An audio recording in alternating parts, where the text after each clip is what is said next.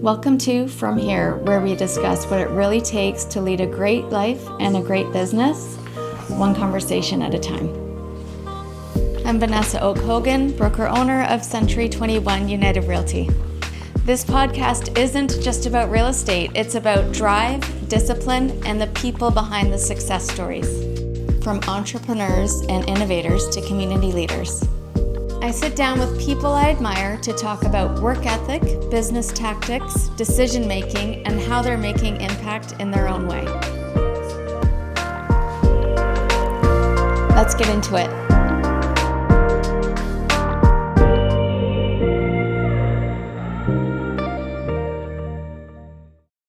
Welcome to the From Here podcast. I'm really excited today to have a very special guest.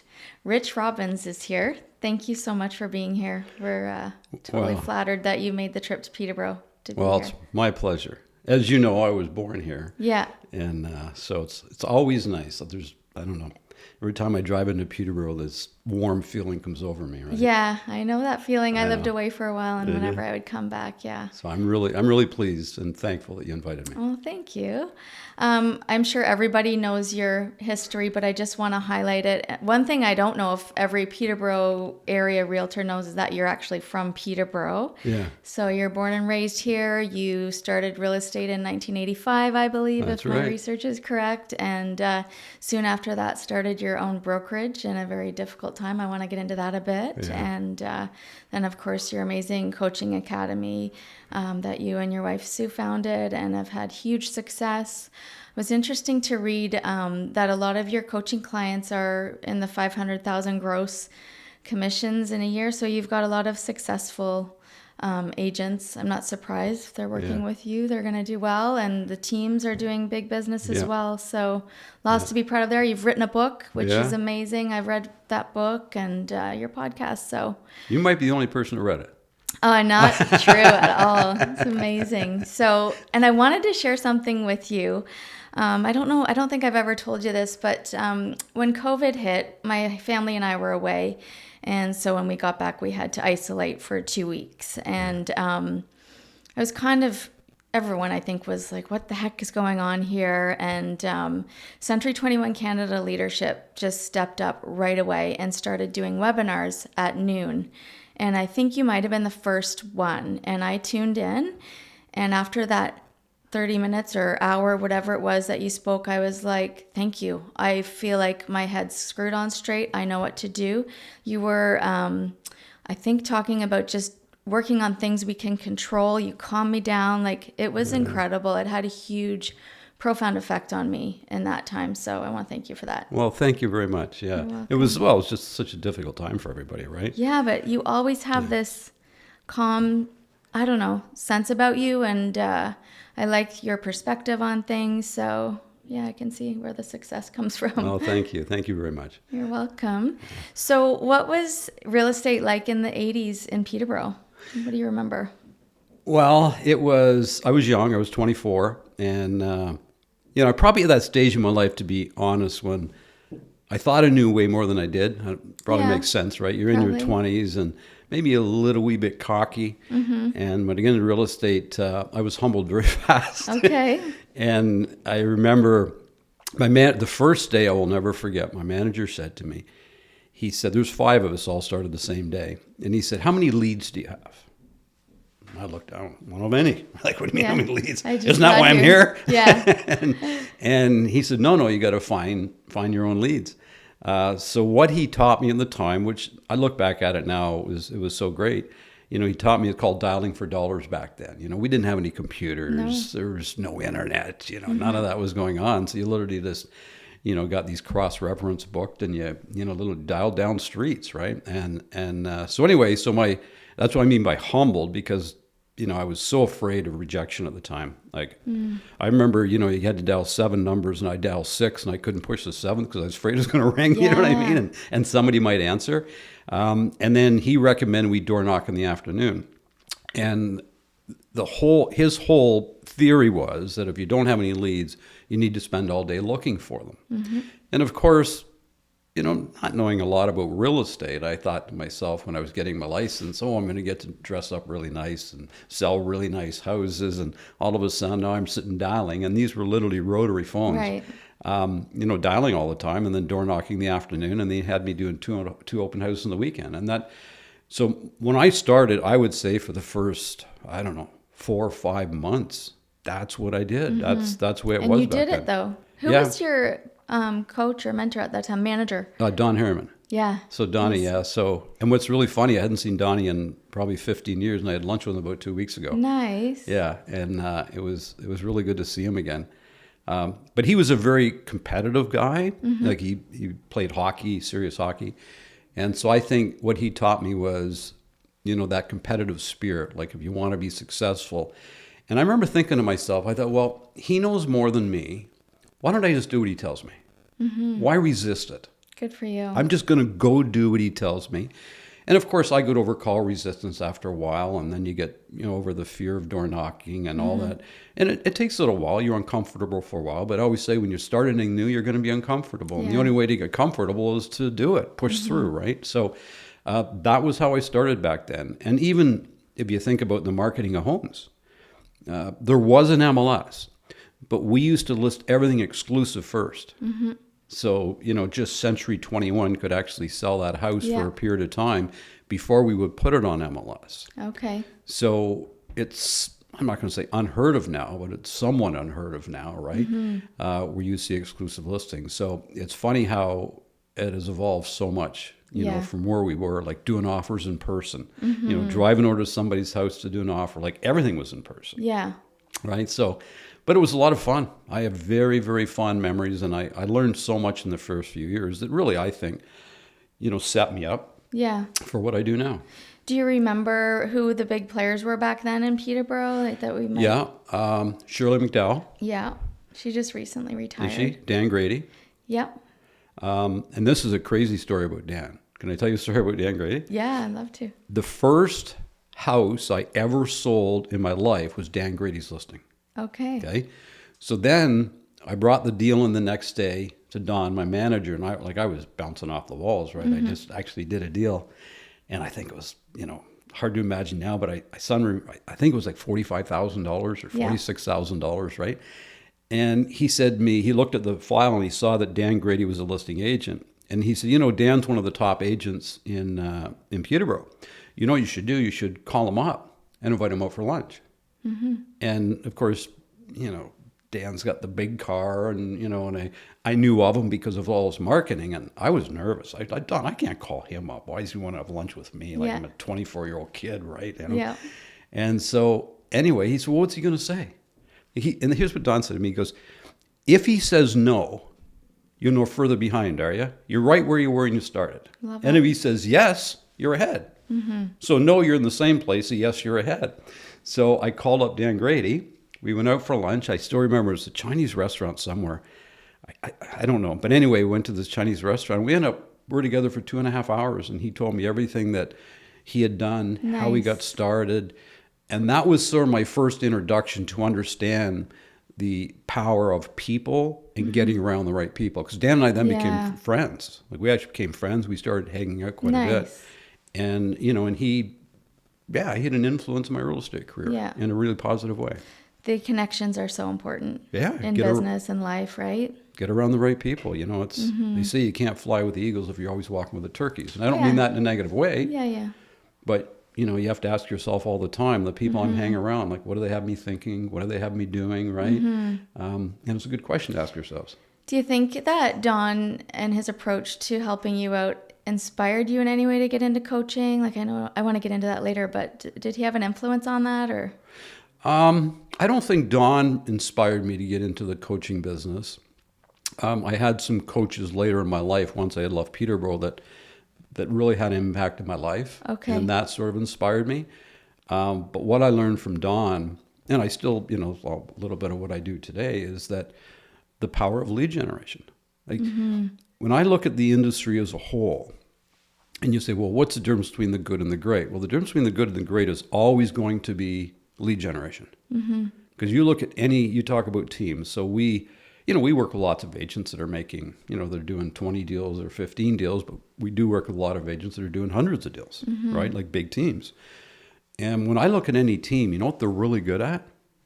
Lead generation. Lead generation and marketing. And that's what marketing is. It's lead generation, right? And Don taught me that if you're not busy enough, you don't have a sales problem, you have a marketing problem. Yeah. You have a lead gen problem. And the only way you're going to have consistent business, so you don't have peaks and valleys all the time, is you have to be consistent in lead generation. Yeah. And he taught me, in the real estate game, it is your number one responsibility every single day, right? In whatever way you choose, there's many ways to do it, but you must be generating leads, because at some point, if you don't, you're going to run out. And then we know slumps don't last a couple of weeks. Yeah. They quite often last a few months. Exactly. Yeah. Yeah. So if you could pick your top 3 lead generation strategies, I think that certain people have certain personalities and preferences when they come to lead generation. Like some will say absolutely no to door knocking, for example. Yeah. But if you could pick like the top 3 that are going to work, what would your advice be? Well, if somebody's newer, and if somebody is struggling a little bit, which means they probably don't have a lot of money, right? Then you have to contact people because it's inexpensive, right? It takes time, but you have to contact people. And, I know as a fact that if you look at our industry, that around 60 to 65% of the source of all business is repeat and referral. Yeah. Okay, like it's huge. Yeah. Like open houses might be 2% or 3% or maybe 4%, depending on the market. Geographical farming is going to be low and all those sort of things. So the way I look at it is that when you first start, you probably don't know a lot of people that want to buy and sell, but you probably know a lot of people. Yeah. Right? Just pick up your phone. My phone's sitting right here. You could easily pick this thing up. And right now, anybody listening, go look and say, how many contacts do I have on my phone? And obviously there are people you know. Well, I think what you have to do is you've got to start reaching out to those people, providing those people with something of value, even if they're not going to sell right now. But we also have to realize that the average person that owns a house, they know 3 to 5 people that will buy and sell every year. Well, if 65% of the time that's going to come from, either repeat or referral business, then how do you get that person to tell those 3 to 5 about you or tell you about the 3 to 5? I think it's the absolute best strategy in the world. So our primary teaching as a company is about, delivering value to the people that you know on a regular basis. So here's a cool example. I did an interview with all of our coaching clients. So when I find somebody doing something, really, really well, one of our coaching members, then I like to interview them in front of our coaching clients because I want to teach best practices, right? And anyway, so this gentleman, he sent out 69 unsolicited CMAs. Okay. You know what I mean? Like, what's sold in your neighborhood, what's for sale in your neighborhood. Really simple. All at once, like 1 week he did it? No. What he did, he had 69 people in his database that he called A clients. Yeah. Okay. He took the 69 and divided it by the number of days he was going to work in February. Okay. And then he sent out that number every day. So whatever that would be, it'd probably be 3 maybe, roughly. And then he sent 3 out every day. Then what he did, which I thought was brilliant, because he provided something of value, okay? Then 4 days later, he called those 3 people, right? Perfect. To see if they have any questions. Now it becomes a really easy phone call. Yeah, absolutely. Hey, Vanessa, I sent you out, a complimentary CMA. I just thought you'd be really interested to know what's going on in the market, and I'm just following up to see, do you have any questions at all? Yeah. Now, if somebody has questions, in many of those cases, what are they thinking about? Selling. Real estate, right? Thinking about doing something. And anyway, the story ends this was February of this year. And I interviewed him about 2 weeks ago, and he had done 9 transactions just from the CMAs. Amazing. He did 6 listings, 3 buyers, just from the CMAs. Okay. So when I was speaking with him, it was September, a couple weeks ago, Actually, I think it was late August, and he was getting ready to do it because he does it every September and every February. Now, that's just one strategy. Yeah. So, he spends 1 or 2 months a year doing that. It gives him the reason to phone. So if people have call reluctance or call resistance, which is understandable, right? I think we all do. Nobody wants to be rejected, or we don't want to bother people. Right. Why go, well, don't bother them. Like, send them something of value, right? Before you make a phone call. Yeah. Whether it's an email or whether it's, text or however you want to do it. And then you have a reason to call. Yeah. And let's say you took your database, like his of 70 people, 69 people. Now, he had 150 people, but these were his A's, okay? He only does the CMAs for his A's. And so if you had, 70 people in your database, and let's say you did something like that 4 times a year. Perfect. And then called them 4 times a year. Well, that's going to lead to a whole bunch of business. So when it comes to lead generation, I always say, listen, there's 17 ways to generate leads. We have strategies for them all. 17. 17. A specific number like that. Yeah. Yeah, there's absolutely, if I do a list, Okay. and it's absolutely 17 ways to generate leads, whether it's open houses, whether it's phoning, whether it's door knocking, whether it's geographical farming, social media, working with builders, I can go on and on. And you got to look at all the ways of generating leads. And remember, some take a lot of time and cost a little money. Yeah. Sending something of value, making phone calls, right? And some cost a lot of money, but take a little time. Yeah. Geographical farming. Yeah. Hey, it works. I have people that do exceptionally well with it, but I always say that's not a marketing strategy you're going to put in place until you're already doing the inexpensive ones that are working for you, because now you got some money. So you got to be really strategic about the way you decide to build out your marketing strategies, right? What do you think of online leads, like putting out ads and trying to generate leads that way? It's, again, okay, you're spending money. Yeah. And basically, you're playing a volume game. Let's call it that. So if you want to make that a strategy, that's fine. But I would say you got to have your repeat strategy mastered first, your referral strategy mastered first, and possibly another one before you start moving on to something like that. Okay. Because the whole problem with those leads, and listen, I'm not going to say you're going to do business, but the whole problem with those leads is your conversion rate is going to be really, really low. And if you look at the numbers, 3%, 4%. Yeah. So just a minute. I need 100 leads so that I can get 3 or 4 that are going to possibly convert. Yeah. It's a tougher strategy For sure. than some of the other ones, right? So that's the way I always look at it. I say, what is, based on your situation, new, no money, well, we got to go to, it takes more time. If you built it up and you're doing okay, then we'll say, okay, what's the next one?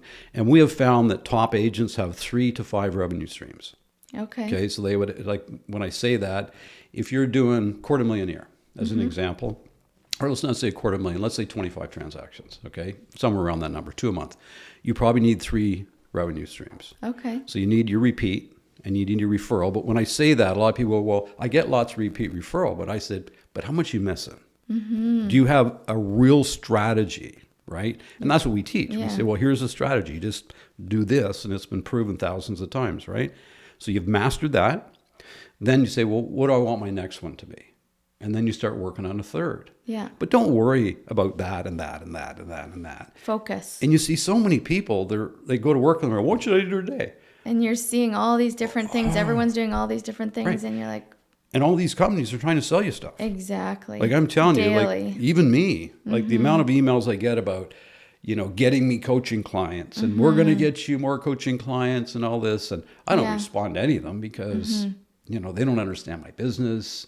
I have no problem getting coaching clients. We have our own marketing team. We can do it ourselves, but I'm being targeted every day. Yeah. Right.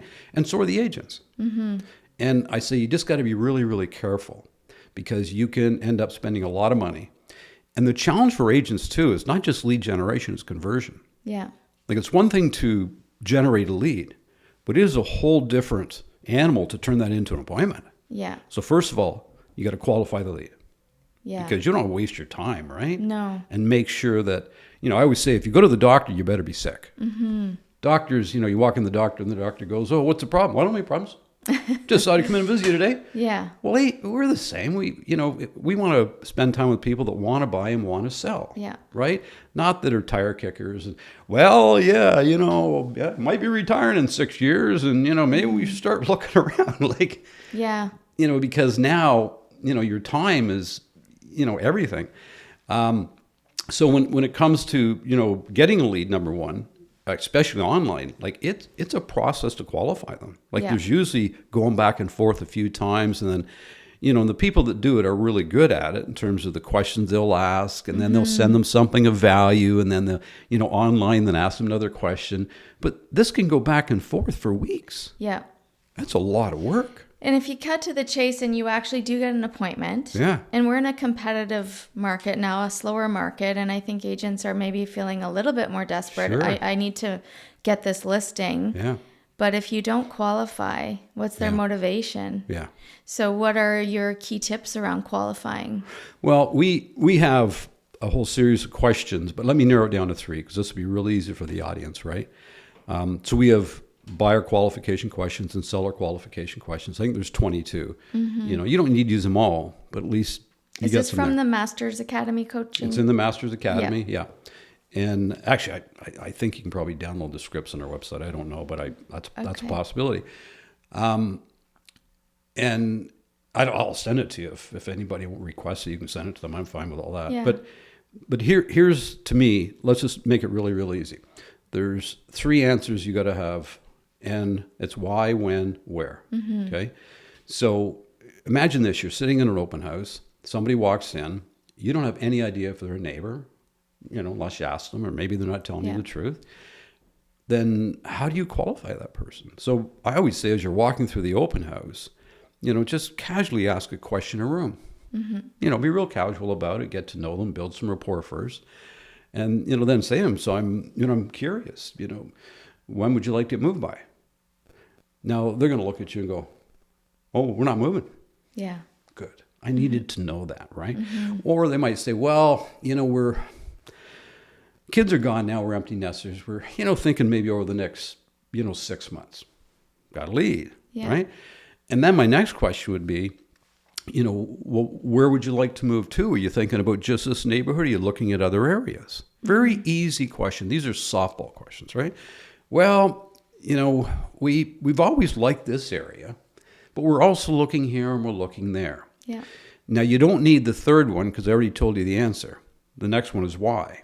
So in other words, they told you they're empty nesters, and they told you why they're moving. But let's say you say, when do you want to be moved by? Where are you going to move to? And they say, oh, we don't know. Then just say, well, I'm curious why you're thinking of moving. And then they go, oh, we're not. Or maybe, in all fairness, somebody's getting a divorce, unfortunately, and they don't know when and where yet. Right. But they have a why. Yeah. Right? So if somebody has a why, you still have a lead, obviously. Yeah. So I always say jokingly, of course, but it's a rhyme that people remember. If they got no when, they got no where, and they got no why, then say goodbye. Right? Okay. Now, be friendly with them and all that sort of stuff, but you don't need to follow up. No. Right? Or maybe if you built rapport, you could add them to your database. Right? Yeah. And that sort of thing. So, yeah, you got to be careful. Yeah, and it's really hard right now if you take on that listing and the price isn't where it needs to be. It's just a real battle. It's a real painful process. Talking to our agents all the time about that and having to go in to have that conversation to bring the price down. And so pricing is so important. Do you have any tips for agents on that? Or that's a bit of a loaded question, but well, the whole thing about pricing. So I started a real estate brokerage north of Toronto in 1989. I know. Like from 1989 How did you get through that? to 1994, the market couldn't have been worse. No. Okay. And thank God we did it then, because it forced us, we couldn't afford to get financially fat, if you know what I mean, right? Yeah. And so the way I think about pricing is this. I have to help the consumer understand the problem. And sometimes they don't understand the problem. And what I mean by that is they think their house is special, right? It's different than everybody else's. It's got more upgrades. It shows better. But we always know that's not always the case. But even my own house, I look at houses sell in the neighborhood, I go, oh, we should get more than that. Like we all do that, right? So what I say to everybody is that when you're sitting talking about pricing, what you need to do is help them understand the problem before you give them the solution. Okay? Mm-hmm. Because if you don't help them understand the problem, they won't recognize the solution. Right. So how you do that is something like this. And I could use, Southern Ontario numbers right now, Peterborough numbers for that degree, and say, okay, right now we're operating with about 6 months of inventory, okay, give or take. So what does that mean? That means if you had 6,000 homes listed, 1,000 are selling every month, okay? So that means I stand at a 1/6 chance of selling every month. They're my numbers. So I would sit down with the consumer and I would pull the stats from Peterborough Real Estate Board or whichever board you belong to or you use and show them that number and say, if you just think about that, that means we stand, about a 15 to 18% chance of selling every month, right? I'm just giving the numbers, right? Well, if that's the case, they have to see. So now I say, well, so what we have to do is decide who's our best prospects, like who's our competition when we go to market. The houses that are just like yours. Yeah. Like forget what's sold. That almost doesn't even matter anymore. Right. Our competition's who's for sale. Yeah. And we got to price ours so you can be that 1 out of 6. Yeah. So that's one little idea. There's many in terms of pricing, but help them understand the problem because they don't always understand what the problem is. Yeah. And now they go, oh, really? Oh, I didn't know that. And then you might show them their best competition. So it's really looking at the numbers, understanding what's happening in your market 100%. and being really good at conveying that information. And that's your job. Yeah. If you think about it, your job as a salesperson is to provide all of the information necessary to the prospect to help them come to the same conclusion you probably would have. That's your job. Yeah. It's not to sell them. No. Right? It's to educate them. Yeah. Yeah. I wanted to ask you one last thing, and I'm really curious. You're obviously an extremely successful person, and I'm really curious about lifestyles of people like you, and what do you do to make yourself so successful? Do you have like a daily, weekly, monthly ritual? Do you plan a year out? Do you plan 10 years out? Like, what are your secrets? That's a big question. Well, I'm a freak. Okay, I just am. I don't know what it is. Hear it. Like I don't know what I almost like saying that about myself, but I know that I am. So I get up at the same time every morning. Which is what time? 5:30. Okay. And I have a coffee, and I have this exercise that I do, where I got all the things I want to achieve in my life. Right. Okay. You read that every day, I scan it every day. Okay. But it's quite long because it really has a lot of stuff in there. And you want to achieve a lot of things. Yeah, but they're not all necessarily just about achievement. A lot of them about the person I want to be. Okay. Right? The way I want to act. Because I'm not the person that's written in there, if you know what I'm saying. So every day, I'm just trying to get closer to that ideal self that I see for myself. And I have it for my kids and my grandkids and my wife and my physical and as a boss, the person I want to be. Because let's face it, I'm not that person most of the time. And every time I read it, it reminds me. Yeah. And it gets into your subconscious. Yeah. And I can do a better job that day. So that's how I start. I call it R&R time, review and reflection time. So I spend like 30, maybe 45, 30 minutes probably doing it. Yeah. And then I journal. So I journal every day about what happened the day before, what I did, what were right, what were wrong, what would I change. And it just gets it off my chest sometimes, if I'm dealing with something. Then I always finish that part with the 3 things that I'm grateful for, right? Yeah. But I find that just writing down the 3 things you're grateful for doesn't work over a period of time. And they have to be different every month, by the way. I can never repeat in the same month. Okay. I get down to the point that I'm grateful because there's a cup that I can put my coffee in. Sure. And we should be. Yeah. Like we should be, right? But then what I do is I close my eyes and I feel the gratefulness. I want to emotionalize it, right? Because the habit of just writing them down becomes a habit. Yeah. And you're just writing things down, but they're not meaningful to you anymore. Right. But when I close my eyes for a moment and I think to myself, like tomorrow, I tell you right now, one of the things I'm going to write down, I'm very thankful for being invited to do a podcast, right? And I'll close my eyes and I'll feel that I got to drive up, Peterborough, my hometown, spend some time with you. I knew your dad very, very well back in my real estate days. Yeah. I'm going to have lunch with my mother a little later because she lives here. Like, how great's that? Right? I'm really grateful for that. And then once I finish that, then I exercise. Okay. So I have a gym in my house. Perfect. And I have a trainer come over a few days a week, and I do Nice. cardio a few days a week. It's my sister-in-law. Oh, Right? great. She's a trainer, which is great. And I try to exercise at least 5 days a week. And then after that, I clean up. I'm still at home. Then I'll clean up all my emails, just get rid of any urgencies. The admin stuff, kind of. Yeah, because I don't want to be the bottleneck in the company. If people are waiting for an Yeah. answer from me, so I'll just go, yes, no, that's a great idea, and all that sort of Yeah. stuff. I'll clean all that sort of stuff up. And then I'll have scheduled things to do, but then I'll take my schedule and I'll block the rest of the time with sort of the important things that aren't That needs urgent to that I get want to get done. Yeah, good. Because I've already got it blocked with appointments. Mm-hmm. Then all the other space I'll do that. And then I have sort of a perfect week. So I take Wednesday afternoon off. I take Friday afternoons off. I don't work Okay. weekends. Nice. So I work Monday, Tuesday, Wednesday, or Thursday, Wednesday, and Friday mornings usually. Mm-hmm. Now, if I gotta travel and I gotta work, I gotta work. Everything just, yeah. But that's sort of my routine, right? Yeah, it sounds really And then when I good. get at the office, I'm okay. I'm ready to go. Let's go. And what time are you done by the time your workout ends, what time is it? Sorry. I'm probably done.